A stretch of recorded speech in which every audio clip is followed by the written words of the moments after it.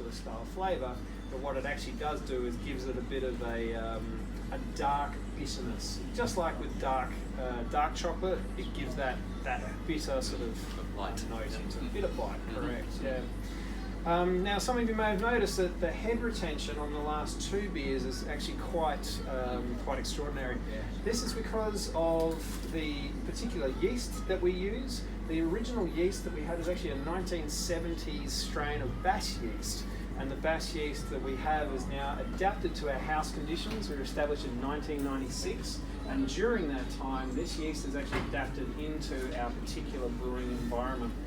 As a consequence, it now has an excellent head retention. You'll get lacing down the side of the glass, and if we've done our job properly, hopefully we should see just about every single line of sip that you've taken down that glass, and we know who's gulpers and we know who's sippers.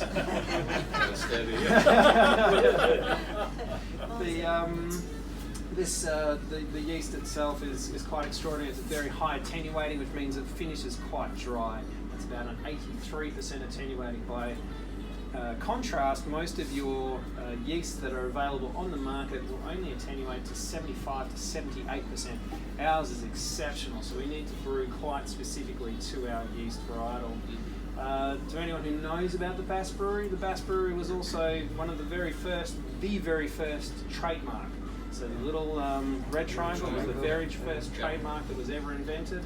And for the fans of The Wind and the Willows and the animated and drawn series, you'll also notice that Badger always walks around with a bottle, and on the side of that bottle is the Bass insignia. So yeah, keep an eye out for it. We also use quite extensively in a lot of Monet's works as well. So that's the history behind our yeast, and it is, as I said, it's adapted.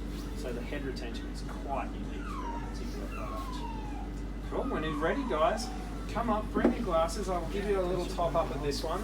And then what we're then going to do is then, if you would like a larger serve of this particular one or anything else, but we're then going to start moving across in probably about 5-10 minutes, and we're going to head on into the brewery and start the official tour.